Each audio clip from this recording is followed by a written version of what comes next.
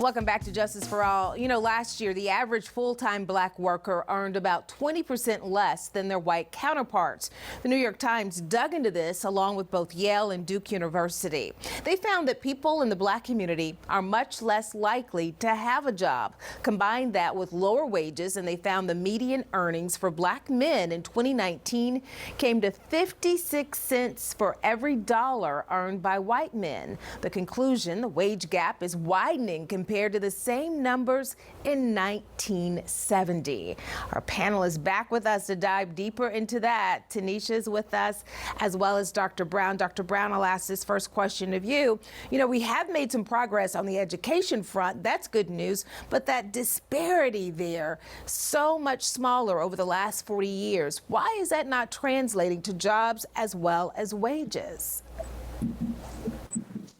Yeah, because education is just only one aspect of it. There needs to be seismic shifts in, not just education, but policies within organizations, policies and structures, and even changes in society.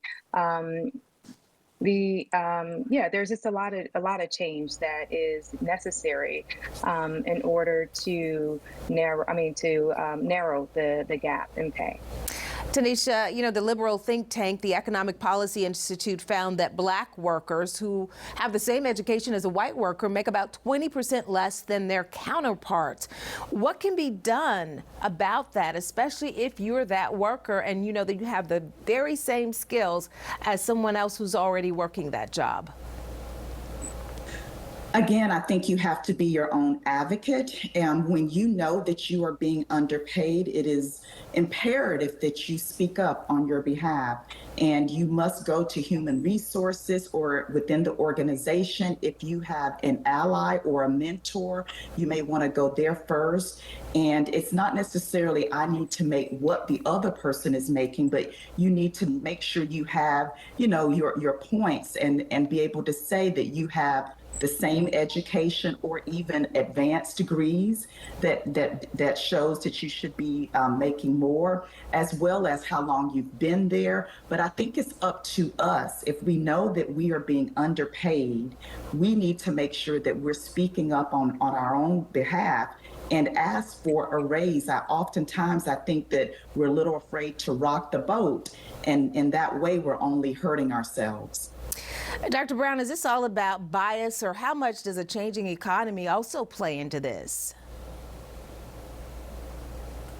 Yeah, a changing economy, especially during the time of COVID that we find ourselves in, where organizations, are really strapped and making it, and things are hard to keep afloat. So that also plays a pretty significant role in it as well. And then just the conventional wisdoms about worth, right? Who the valuation on who works matters and whose work, doesn't. And there's just so much that organizations can do, and so much that individuals can do as well. Are they willing to walk if they are not compensated fairly? It's a good point. To places that actually value their worth. Tanisha, I'll have you answer that same question too. Is this all about bias, or how much of this is also about a changing economy? I think it's both. I do think internally a lot of organizations do have some work to do, and they need to look at their own biases as well. But also we have to look at where we stand in the economy. So I think it's twofold, and I couldn't agree with Dr. Brown more. You have to make that personal decision. Is it time to walk? If you've given your all to a particular organization and you don't see any advancement, you know your own self-value and your self-worth, and that's just an individual decision that a person will have to make. Good points there. We have to take one last quick break.